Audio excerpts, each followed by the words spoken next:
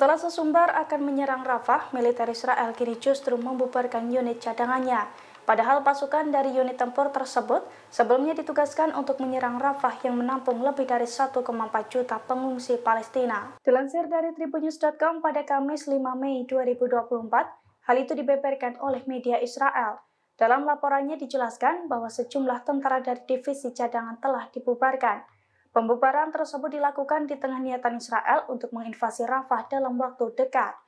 Namun pembubaran unit cadangan itu rupanya bukan karena Zionis takut dengan pasukan perlawanan.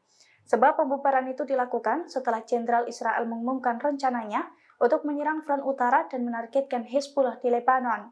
Hal itu diungkapkan langsung oleh Kepala Staf Umum Israel, Letnan Jenderal Herzi Halevi.